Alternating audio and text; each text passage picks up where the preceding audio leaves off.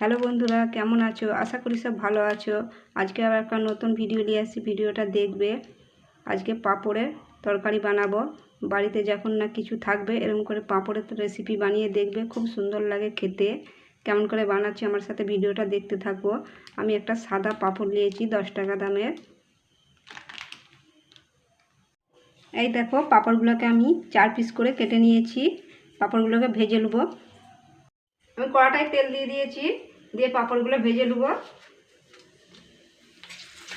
উল্টে পাল্টে ভেজে নেবো পাঁপড়গুলো এরকম করে।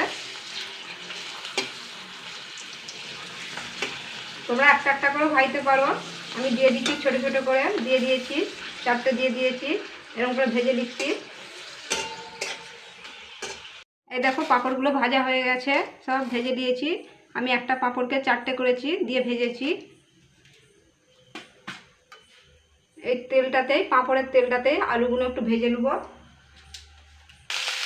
এই পাঁপড়ের তেলেই হালকা করে আলুগুলো ভেজে দিচ্ছি। হালকা একটু নুন দিয়ে দিচ্ছি, দিয়ে একটু ভালো করে ভেজে নেব। আলুটা আমার ভাজা হয়ে গেছে, এবার তুলে নেব। আলুটা একটু ভাজার সময় আমি হলুদ গুঁড়ো দিয়ে দিলাম। তুলে নিচ্ছি, আলু ভাজাটা হয়ে গেছে। আলু ভাজাটা তুলে নিচ্ছি। ওই কড়াতেই আমি ভেজে নিচ্ছি পেঁয়াজ, আর একটু তেল দিয়ে দিচ্ছি।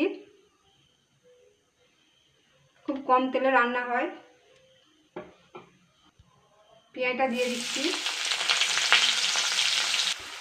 পেঁয়াজটা একটু লাল করে ভেজে নেব। পেঁয়াজটা আমার ভাজা হয়ে গেছে। আদা রসুন বাটা দিয়ে দিচ্ছি, দিয়ে এটা ভালো করে কষে নেব। একটু ধনে পাউডার দিচ্ছি, 1/2 চামচ। জিরে বাটা দিচ্ছি, যেটাও ভালো করে কষে নেব। এটা ভালো করে কষানো হয়ে গেছে আদা জিরে ধনে দিয়ে। এবারে স্বাদ মতন লবণ, লঙ্কা গুঁড়ো, হলুদ গুঁড়ো দিয়ে দিচ্ছি। তোমরা তোমাদের মতন দিবে ঝালটা। দিয়ে এটা ভালো করে কষে নেব।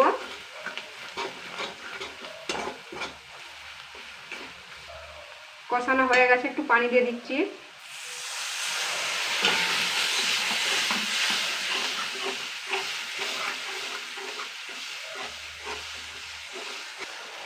পানি দিয়ে ভালো করে এটা কষে নেব আরেকবার। মশলাটাও কষানো হয়ে গেছে, তো টমেটো দিয়ে দিচ্ছি। একটা টমেটো দিয়ে দিচ্ছি, দিয়ে এটাও ভালো করে কষে নেব। টমেটো দিয়ে ভালো করে কষে দিয়েছি, এবার আলুগুলো দিয়ে দিচ্ছি। এটা 1 মিনিট আলুগুলো কষে নেব।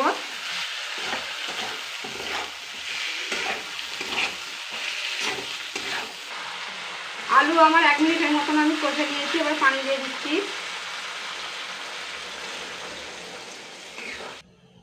পানি দিয়ে দিয়েছি, এবার স্বাদ মতন নুন দিয়ে দিচ্ছি। নুন দিয়ে এটা ঢাকা দিয়ে দেবো। আমি এটা 2 মিনিট ঢাকা দিয়ে ফুটিয়েছি। আলুগুলো সিদ্ধ হয়ে গেছে। এই দেখো, আলু সিদ্ধ হয়ে গেছে। এই দেখো, এবারে পাঁপড়টা দিয়ে দেবো। তোমরা একটু নুনটাও দেখে নিবে। পাঁপড়টা দিয়ে দিচ্ছি।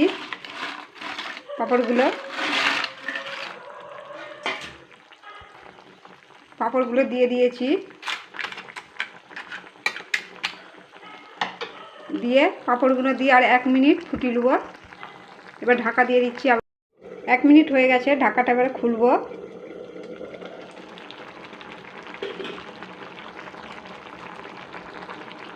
ঢাকা খুলে নিয়েছি। এই দেখো, হয়ে গেছে পাঁপড়গুলো। তোমরা যেমন ঝোল খাবে তেমন করবে। আমি একটু মাখা মাখা করছি। এটা হয়ে গেছে, নুনটা দেখে নেবে তোমরা। এটা হয়ে গেছে, গ্যাস বন্ধ করে দেবো এবারে।